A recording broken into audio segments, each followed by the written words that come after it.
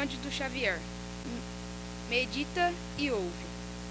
Nos dias de aflição, quando problemas e provas te esfogueiam, o Espírito mediante na bondade ilimitada do Criador espera com paciência e as soluções desejadas, trabalhando e servindo para que se faça o melhor.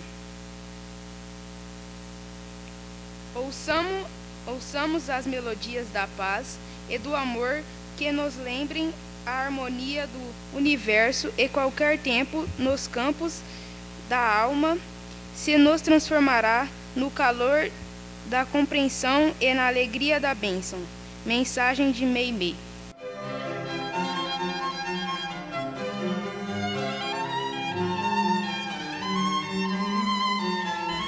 Boa noite a todos.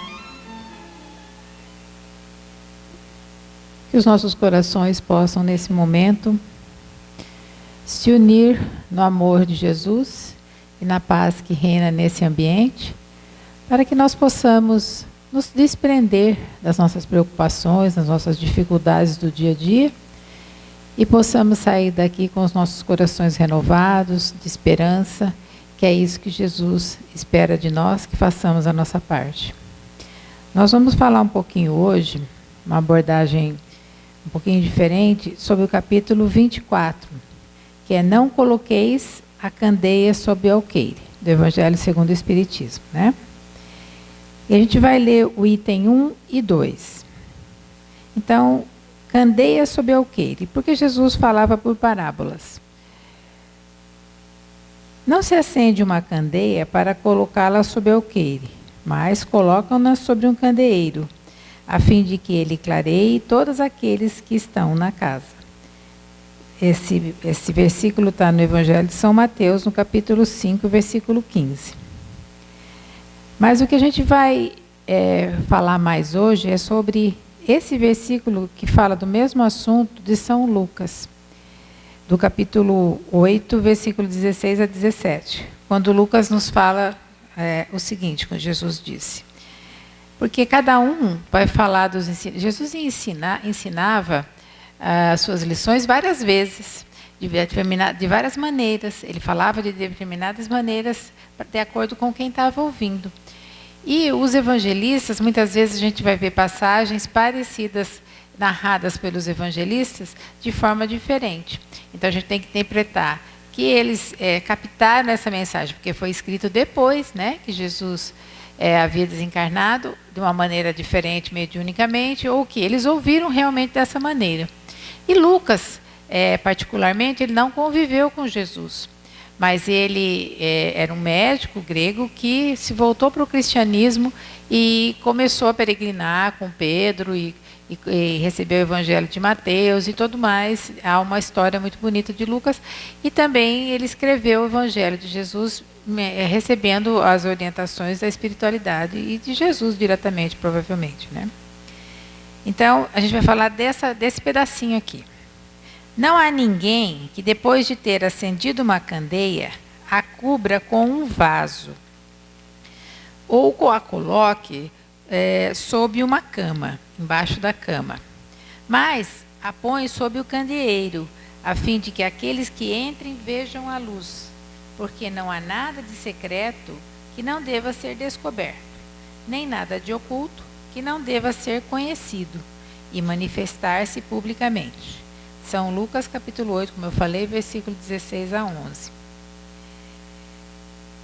Por que nesse momento Jesus coloca, Lucas acrescenta isso, né? Além de dizer que a gente não deve colocar a nossa luz acima do alqueire para iluminar todo mundo, que é uma interpretação que muitas vezes vocês devem ter ouvido, que nós temos que fazer brilhar a nossa luz, para que nós possamos ser propagador do Evangelho, para que nós possamos vivenciar aquilo que nós estamos aprendendo com Jesus, e no momento aprendendo através da interpretação do Evangelho, do kardecismo, né, do Evangelho segundo o Espiritismo, segundo as orientações dos Espíritos. Mas muitas vezes a gente fica reflexionando, como que eu vou fazer minha luz brilhar? De que maneira eu vou fazer minha luz brilhar? De que maneira eu vou manter essa luz brilhando? Eu acho que quando eu fui preparar isso, é o que me veio na cabeça. Eu acho que muitas vezes muitos de vocês já pensaram nisso, né? Então a gente pensa, eu vou estudar, eu vou aprender o evangelho, eu vou falar, eu vou fazer caridade, eu vou fazer doação das minhas horas que eu posso no centro, eu vou fazer N campanhas que a gente tem, né? Será que é só isso? Né? Será que é dessa maneira que eu vou fazer minha luz brilhar? Muitas vezes, e no livro Voltei mesmo, com a história de Jacob, a gente vive tudo isso. A gente não faz o mal. A gente acredita que está fazendo o bem. A gente faz muita coisa no bem, no equilíbrio. Mas, e para a gente? Será que a gente faz isso? Será que a gente conhece a nós mesmos, a nossa casa mental? Será que a gente está fazendo só externamente ou a gente está fazendo internamente? Será que a gente está burilando esses pontos obscuros que nós temos dentro de nós? Que é a mágoa, o rancor, o julgamento, a cobiça, a inveja, a vaidade. Será que a gente está burilando isso ou está fingindo que não existe? E na hora que a gente vai para o outro lado, que a nossa luz vai brilhar, de verdade, a gente assusta, que nem o irmão Jacob. Ué, por que eu não tenho luz? Poxa, eu fiz caridade, eu ajudei todo mundo, eu trabalhei no centro espírita, minha vida inteira eu dediquei. O que está acontecendo? Por que eu estou na escuridão? Por que eu não tenho luz? A gente esquece que a gente deixou os pontos obscuros, esses vícios, esses pensamentos negativos, principalmente a mágoa, que é o principal ponto, obscurecer a nossa luz.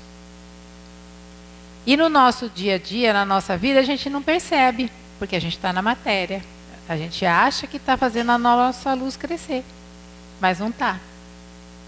Então, quando Jesus fala que não se deve cobrir com um vaso e colocar sobre uma cama, é exatamente isso.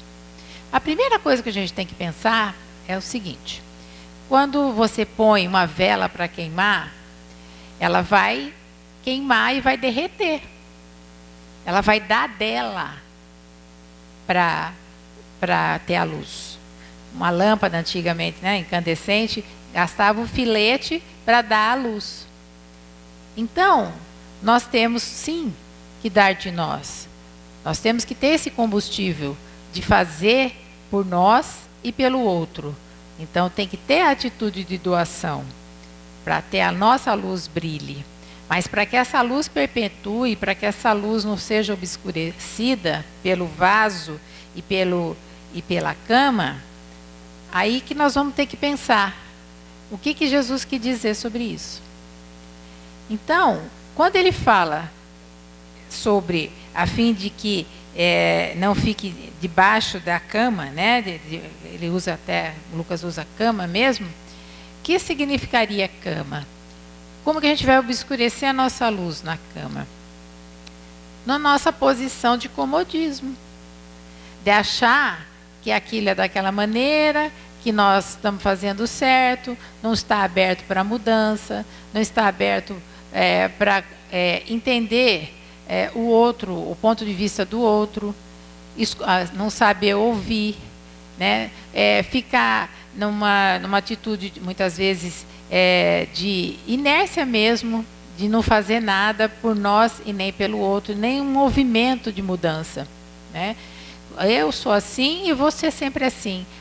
Minha família é assim, as pessoas são problemáticas, não tem jeito mesmo, é meu karma. Então, quantas vezes a gente faz esse movimento, né? De comodismo. É mais fácil ficar do jeito que está. A mudança mexe com a gente. Então, a gente meio que foge da mudança. E aí a gente esquece que tudo é movimento, o universo é movimento. Nós somos movimento, nossa energia, nossos elétrons, eles estão em constante movimento. E a gente sabe que a água parada, ela vai criar lodo. Então, muitas vezes, a gente busca no outro aquilo que a gente tem que fazer. Então, busca, por exemplo, uma orientação, busca uma luz para o nosso caminho. Tudo bem, a gente vai ter isso se a gente realmente merecer. Mas vai chegar um momento que eu tenho que andar com a minha própria luz. Então, eu vou ter que sair desse comodismo. Outro ponto também que a gente vai estar escondendo a nossa luz debaixo da cama é deixando de olhar para dentro de nós e reflexionar sobre as nossas atitudes.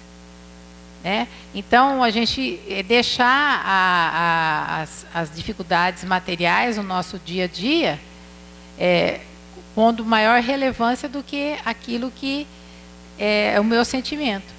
E a gente sabe que a emoção e o sentimento é que fazem com que nós criamos o nosso campo mental, aquilo que a gente pensa, aquilo que a gente sente, é que cria o campo mental para que a gente entenda as nossas dificuldades no dia a dia, aquilo que a vida nos oferece, aquilo que Deus nos dá de oportunidades.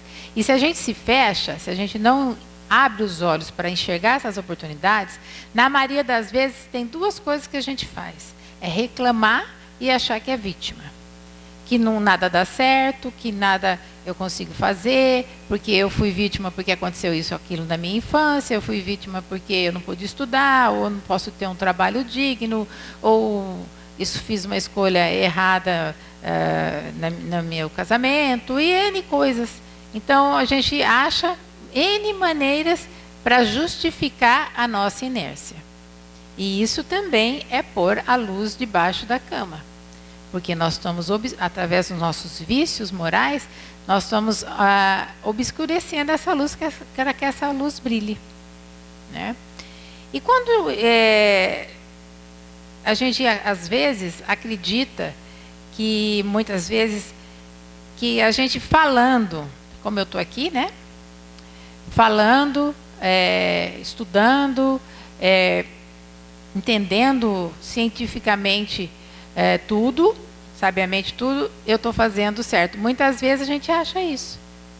Né? E quantos livros são escritos, quantas pessoas são levadas por pretensos magnetizadores, pessoas que dão a sua interpretação ao Evangelho de Jesus da maneira distorcida, humana, puramente humana, e leva muitas pessoas à queda. Então, é quando a gente não sabe distinguir o certo do errado. Por quê? Porque a gente não procura conhecer. Outro ponto importante. É importante fazer, mas é importante também conhecer, estudar, procurar aprender.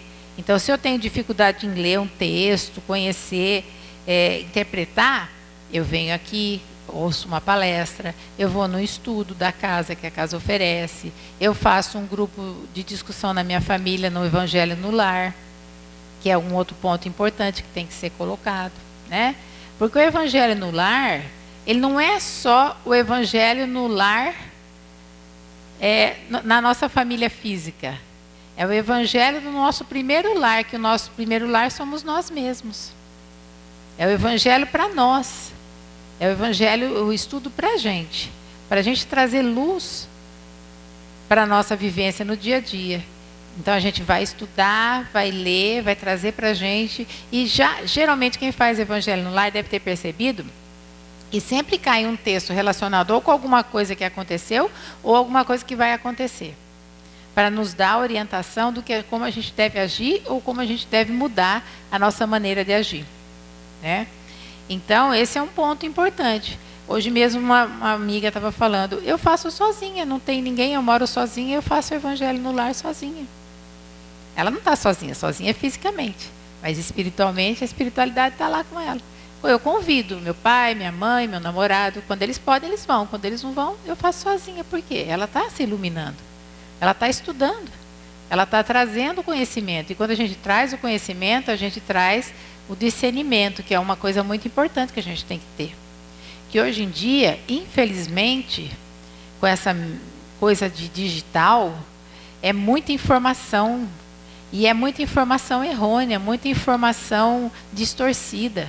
E se a gente não tiver uma firmeza de conhecimento, se a gente não tiver uma firmeza no coração de realmente o que é a palavra de Jesus e aquilo que ele realmente prega, a distorção é enorme. A gente vê aí tantas situações que aconteceram até nesses últimos dias, né? Então, o conhecimento para que nós tenhamos o discernimento de escolher o que é certo e o que é errado para a gente, né? E tem uma passagem interessante de João, quando ele fala assim, é a segunda epístola de João, capítulo 1, versículo 10. Se alguém vem ter convosco e não traz este ensino ou doutrina, depende da tradução da Bíblia, não o recebais em casa, nem tampouco o saudeis. Parece uma coisa forte, né? Então, se alguém não pensa como eu não vou receber na minha casa e eu não vou saudar, como é que é isso? Como é que isso funciona, né? Então, no nosso dia a dia, a gente todo momento está criando ideias, está pensando, está criando julgamentos daquilo que a gente vê, sentimentos daquilo que aquilo chega até nós. Então, nós criamos chamadas formas, pensamentos, que são elementos semimateriais. André Luiz nos fala isso. E esses pensamentos semimateriais, por incrível que pareça, a gente troca com quem convive conosco. É como se a gente tivesse informações ali que vai, se o outro que está conversando comigo está sintonizado com aquele tipo de pensamento, ele vai receber. Então é uma troca sem a gente perceber desses pensamentos que invadem o nosso pensamento.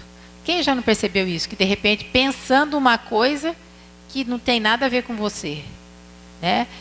A gente é invadido a todo momento de pensamentos e muitas vezes desarmônicos. Então é isso que João fala. Quando você sentir que na tua casa, que casa? Casa mental. Nossa primeira casa é a nossa mente. Nossa casa mental. Você for invadido, você for visitado por alguém que não é de acordo com o equilíbrio, com a harmonia, com os ensinamentos de Jesus, você não deixa ele entrar. E nem dá conversa, nem sauda. Então, se alguém vem, de repente, conversar comigo, vem falar mal da mulher. Porque a fulana é isso, a fulana é aquilo, eu estou sendo invadido, minha casa mental.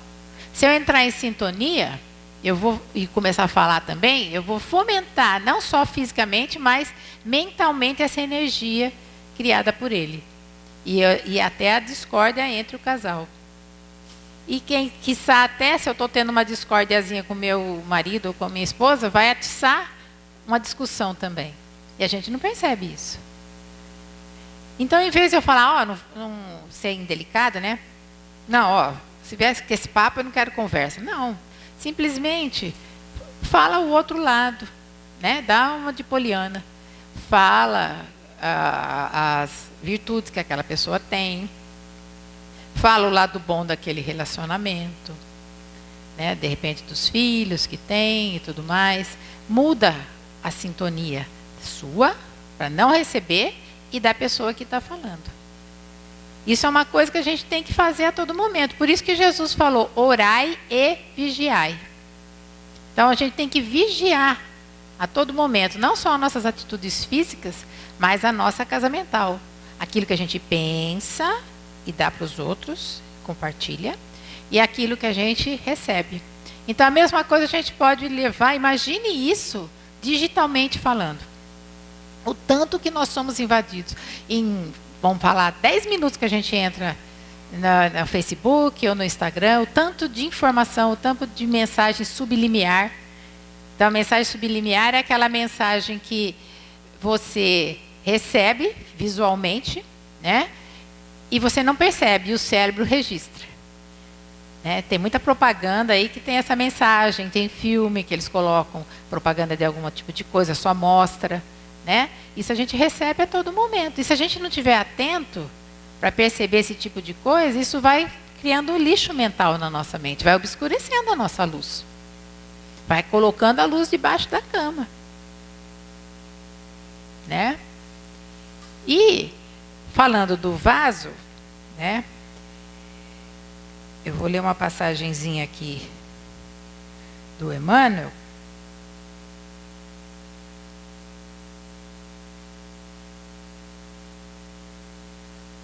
Que ele fala o seguinte, ó. Na verdade, ele vai falar sobre uma epístola de Paulo, e é no livro Vinha de Luz, e ele fala, o título é Vinha de Luz, é o capítulo 156, o vaso. E essa primeira epístola aos Tessalonicenses de Paulo, capítulo 4, versículo 4, o Emmanuel vai falar desse pedacinho, quando ele fala assim, ó, que cada um de vós saiba possuir o seu vaso em santificação e honra. Aí Emmanuel nos fala, a recomendação de Paulo de Tarso aos Tessalonicenses ainda se reveste de plena atualidade. O vaso da criatura é o corpo que lhe foi confiado. Então, o vaso que Jesus fala aqui é o corpo, mas tem uma outra interpretação também que nós vamos falar. O homem comum, em sua falsa visão do caminho evolutivo, inadvertidamente procura saturá-lo de enfermidades, lamas e sombra, e em toda parte observam-se consequências funestas de semelhantes desvios. Então, o que a gente faz com o nosso corpo físico? Além de mentalmente que a gente falou, né? A gente satura de bebida alcoólica, de cigarro, de outros medicamentos, drogas ilícitas e não ilícitas, de comida, né? E aí, a gente, além disso, então, além de saturar com lixo mental, satura o corpo físico também, né? E aí, esse corpo da gente vai ficar o quê? Vai ficar doente, né? Eu esqueci de destravar aqui. Aqui aparecem abusos da alimentação, além surgem excessos inconfessáveis. Existências numerosas esbarram no túmulo à beira de veículos preciosos atropelados ou esmagados pela imprevidência. Entretanto, não faltam recursos da bondade divina para que o patrimônio se mantenha íntegro nas mãos do beneficiário, que é a nossa alma imortal. Então, o beneficiário dessa casa, do corpo, é a alma, né? O pai compassivo não se despreocupa das necessidades dos filhos, mas sim os próprios filhos é que menoscabam os valores que a sabedoria infinita lhes empresta por amor. Alguns superlotam o vaso sagrado com bebidas tóxicas e estonteantes, transformando-no outros em máquina de gula carniceira, quando não despedaçam nos choques do prazer deleituoso. Em obedecer aos impositivos de equilíbrio na lei divina, reside a magnífica prova para todos os filhos da inteligência e da razão.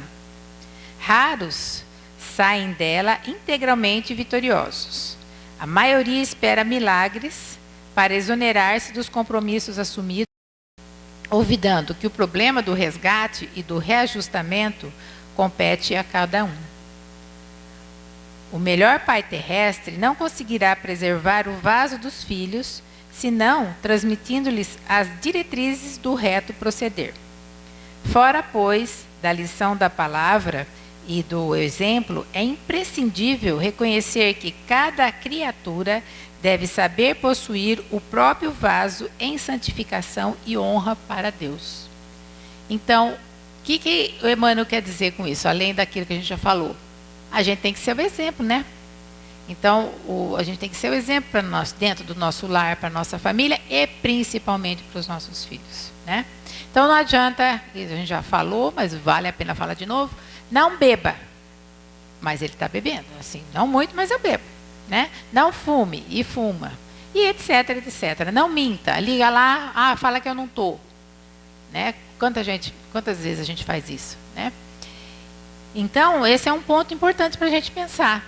Será que nós não estamos fazendo com que o vaso do nosso corpo físico está obscurecendo a nossa luz? Ou nós estamos fazendo com que o nosso corpo físico seja o nosso jumentinho, como dizia o Chico Xavier, que está fazendo com que a gente suba lá no alto, fazendo a nossa luz resplandecer. É um ponto a se pensar também. Então, pensar na casa mental, pensar no que a gente está fazendo no nosso corpo físico, como a gente está tratando esse corpo que nos foi dado, que tantos aí estão querendo reencarnar e não conseguem, não têm a oportunidade, né? E, às vezes, a gente tem até um suicídio indireto, né? Quantas vezes isso acontece? Eu fico com sobrepeso, eu como muita gordura, eu bebo, eu fumo, eu vou o quê? Infartar. Não tem outro caminho. E é um suicídio. É um suicídio indireto, mas é um suicídio. Né? Então, tudo isso para a gente pensar na nossa luz. Outro ponto para a gente pensar em relação ao vaso, outra faceta do vaso, é que vaso era uma medida que se usava naquela época para trocas comerciais. Então, variava de 13,5 litros a 36 litros, em alguns livros falam 35 litros.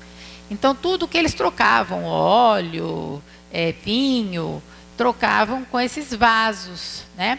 E armazenava o óleo de oliva, porque no candeeiro punha óleo de oliva para acender, também nesses vasos, né? Então, Jesus, uma forma figurada, né, falou sobre o vaso também nesse sentido. Mas como o vaso aí significa essas trocas comerciais, ele vai significar, então, a nossa relação com a materialidade, com a nossa vida material, com a nossa vida no dia a dia, né? O que eu estou fazendo? Eu estou servindo a dois senhores, como Jesus falou, a Deus e a Mamão? Eu só sirvo a matéria? Eu vivo preocupado com as minhas dificuldades, eu fico preocupado com a minha família, em excesso, sabendo que cada um tem que caminhar com as suas próprias pernas, cada um tem que resolver seus problemas. Se alguém vier até mim, eu posso ajudar, eu posso dar uma palavra, um filho, um neto, um sobrinho, mas tem gente que vive a vida do outro. Por que você já está de idade, você já criou seus filhos, você já está tranquilo, pode viver tranquilo, por que está nervosa? Por que não dorme?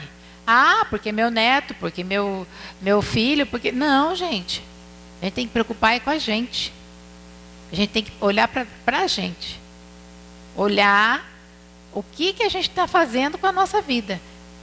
Amar ao próximo como a si mesmo. Amar a si primeiro. Se eu não me amar, se eu não cuidar de mim, se eu não olhar para dentro de mim, se eu não trabalhar a minha casa mental, se eu não trabalhar, se eu não cuidar do meu corpo físico, como que eu vou ajudar o outro? Para que eu vou servir? Eu vou ser um estorvo, porque aí eu vou ficar doente, vou dar trabalho.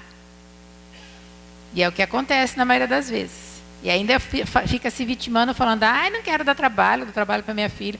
Gente, é a realidade. Parece duro o que eu estou dizendo, mas é a realidade. É a verdade. Então a gente tem que parar com isso. E sempre é tempo da gente enxergar isso. Então, reflexionar sobre o que eu faço no meu dia a dia para que a minha luz brilhe. Eu estou pondo a minha luz debaixo do vaso, debaixo da cama. Como é que eu estou fazendo brilhar essa luz? E voltando ao irmão Jacob, contando a história do voltei que eu estava falando, né? A história é mais ou menos assim. Então, o irmão Jacob tem essa situação de não ter a luz, tal, e aí ele vai trabalhar para ajudar as pessoas, para ele entender os desencarnados, né? Para ele entender a situação de desalinho daqueles desencarnados e dele também, a situação que ele estava. Porque ele achava que a vida dele era perfeita, que quando ele passasse para o plano espiritual, tudo ia estar perfeito, e não foi isso que aconteceu. Né? E aí ele começa, então, uma jornada de auxílio ao próximo. E na maioria das vezes, o que acontece? Então, eu estou doente, espiritualmente falando. Quando eu passo lá para o outro lado, toda a minha doença aqui é vista, viu, gente? Não adianta querer esconder. Então, eu vou ajudar alguém, o outro alguém vai falar, o que você quer falar isso de mim? Você é isso, isso, isso, eu estou vendo isso, isso em você. Então, muitas vezes ele ouviu isso, quando ele queria estender a mão e ajudar as pessoas. Ele humildemente ficava quieto, ouvia, e ele fazia prece, fazia o que os orientadores faziam, e aos poucos ele não foi se sentindo mais melindrado, porque a primeira coisa que a gente sente é melindre. Quando eu sinto melindre, é o orgulho. E é porque aquilo está dentro de mim e eu não aceito. Então, vem alguém e me critica, me fala de um determinado ponto que eu tenho que mudar, eu estou melindrado, pode ter certeza que você tem que mudar nesse ponto. Né?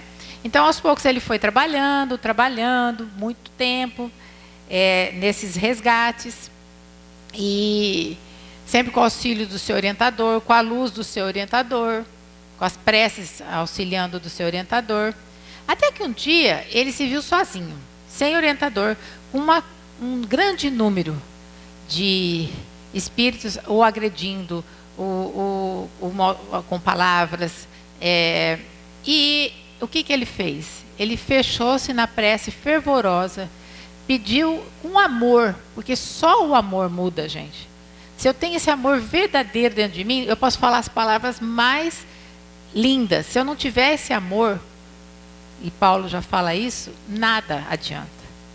Eu posso ser perfeita na sociedade, eu posso ser a pessoa mais correta, honesta, eu posso saber tudo sobre o Evangelho, tudo sobre Jesus, sou a melhor orientadora, sou a melhor trabalhadora da casa espírita, mas se eu não cultivar isso dentro de mim, se eu não tiver o amor verdadeiro, eu não vou irradiar esse amor, eu não vou convencer ninguém com as minhas atitudes, com as minhas palavras. Eu posso até convencer alguns que estão incautos, que não têm discernimento ainda. Mas a gente só toca alguém se a gente, dentro da gente, tem aquilo. É aquela história da troca que eu falei. Eu só vou ser ouvida e sentida e ajudar alguém a mudar se eu realmente tiver isso dentro de mim. Se eu realmente for assim. Senão não adianta. Eu posso dar uma palavra de conforto, ajudar, claro. Então eu estou muito imperfeita, eu sou incapaz ainda disso. Não. É devagar que a gente vai cultivando. E vai cultivando dentro da gente também. E aí o que aconteceu? De repente, ele viu uma luz enorme que tocou aquelas almas. E elas se ajoelharam e mudaram totalmente a frequência daquela revolta que ela estava. E ele começou a procurar na volta dele quem veio me ajudar. Que luz que veio, né? Quem foi o orientador que me trouxe essa luz? E eis que, para surpresa dele, nada mais que Bittencourt Sampaio veio conversar com ele. E disse o seguinte: Jacob, depois de algumas palavras de encorajamento e saudação, ele saudou, encorajou, não te admires da claridade que te rodeia. Nasce de tuas energias internas, orientadas agora para a bondade suprema. A concentração de amor verdadeiro produz bendita claridade na alma. A luz é a substância divina, gerada nas fontes superiores do Espírito Eterno. Então, a gente gera essa luz, a gente traz essa luz do nosso Espírito Eterno. Lá é a fonte de luz. Feliz de ti que compreendestes, sem tibieza, a necessidade de alijar os próprios caprichos para que a vontade do Senhor te favorecesse o santuário da consciência. A mente que atira para fora de si o obscuro e pesado material dos interesses menos dignos, prepara-se valorosamente para o celeste sinal da irradiação espontânea. Irradiar espontaneamente. As preocupações indesejáveis passaram. Principiastes a renunciar com sinceridade ao homem velho. E a criatura nova em Cristo se vai formando em teu coração. Bendito seja a tua esperança. Não te esqueças de que o amor dá sempre, principalmente de si mesmo, de suas próprias forças e alegria. Por agora, os raios da tua boa vontade brilharão nas horas culminantes da fé, pela concentração de poderes espirituais na prece. Todavia, à medida que te recolhas no exercício legítimo do amor cristão, em demonstrações genuínas de entendimento do Evangelho sentido, vivido e aplicado, controlarás tua capacidade irradiante segundo os ditames da própria alma. Então, quem ama, quem faz com amor, irradia sem perceber, sem pensar. né? Ama sem paixão, espera sem angústia, trabalha sem expectativa de recompensa, serve a todos sem perguntar, aprende as lições da vida sem revolta, humilha-te sem ruído ante aos desígnios superiores, renuncia aos teus próprios desejos sem lágrimas tempestuosas, e a vontade justa e compassiva do Pai iluminar-te-á constantemente o coração fraterno e o caminho redentor. Ora, vigia, movimenta-te no esforço digno e sê feliz, meu amigo. A tua luz crescerá com a dilatação do teu devotamento ao bem infinito. Então, aqui está o resumo, né, daquilo que a gente tem que fazer. E até André Luiz também nos conta uma passagem que semelhante a essa, no livro Mundo Maior, quando ele fala sobre Cipriana. Quem lembra, né, que André Luiz e o Calderário estavam tentando ajudar um encarnado, obsediado por um desencarnado. Ele estava muito doente. Ele tinha provocado a morte do desencarnado e fazia 20 anos que esse desencarnado Camilo estava obsediando. E ele teve uma vida digna, embora tenha assassinado o amigo, formou fortuna, ajudou muita gente, amparou várias pessoas, a família, mas vivia muito triste pelo ocorrido, né? E aí o André Luiz e o Calderário conseguiu, através de passes magnéticos, fazer com que o Pedro, encarnado, saísse do corpo para tentar uma conciliação com o Camilo, desencarnado. E eles começaram a brigar, a discutir, rolar no chão, no plano espiritual, né? O Pedro lá na cama, doente, foi desdobrado para encontrar com o Camilo pelo Calderário, e eles começaram a brigar. E aí o André Luiz falou: mas você não vai fazer nada? Você não vai falar alguma coisa? Ele falou: você não vai dizer alguma coisa, tomar uma atitude? Ele falou: agora, nesse momento, não tenho mais o que fazer. Isso era o instrutor do André Luiz. Os meus limites chegaram. E aí, de repente, uma luz maravilhosa se fez, e uma figura que até Pedro viu como se fosse Nossa Senhora, que era Cipriana, um espírito de luz elevada, que irradiava por si só o amor, fez-se presente. E só dela se fazer presente, o Pedro já se ajoelhou, que era um encarnado, e pediu perdão e começou a rezar para Nossa Senhora, tanto que quando ele voltou e ficou bom, ele falou para a família que ele teve um sonho com Nossa Senhora e Nossa Senhora tinha perdoado ele. E quantas vezes a gente não sonha assim, né, com Nossa Senhora? É um espírito de luz que veio ter conosco, né? E aí, através do amor, através do acolhimento, ela conseguiu também que o Camilo mudasse. Então, quem fez essa mudança? Foi só um passe magnético? Só a explanação? Não, foi o amor.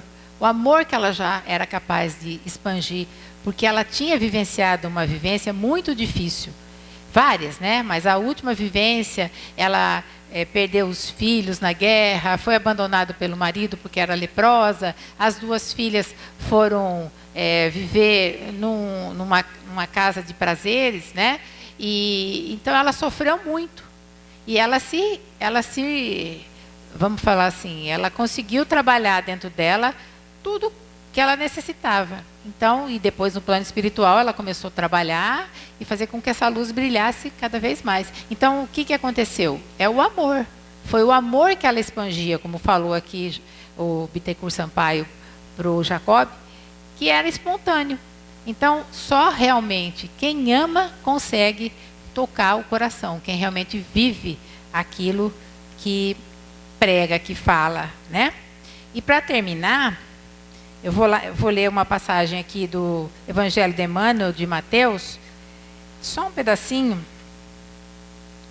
quando o Emmanuel fala assim, ó: claro que as nossas convicções públicas revelam pensamento aberto e coração arejado na sincera demonstração das nossas concepções mais íntimas. O ensinamento do Cristo, porém, lançava raízes mais profundas no solo do nosso entendimento. A lâmpada acesa da lição divina é, antes de tudo, o símbolo do nosso exemplo, seguro e positivo nos variados ângulos da existência. O discípulo do Evangelho é convidado a afirmar-se no mundo a cada instante. Se foste ofendido, não conserves a luz do perdão, nas dobras obscuras dos melindres enfermiços. Se encontrasse a dificuldade, não escondas a coragem nos resvaladores da fuga. Se fosse surpreendido pela provação dolorosa e áspera, não enterres o talento da tua fé no pantanal do desânimo. Se fosse tocado pela dor, não arremesse a tua esperança ao despenhadeiro da indiferença. Se sofres a perseguição e a calúnia, não arrojes o coração ao abismo da revolta e do desespero. Se a luta te impôs a marcha entre espinheiros, oferecendo-te fel e vinagre, não ocultes o teu valor espiritual sob os detritos da inconformação ou do desalento.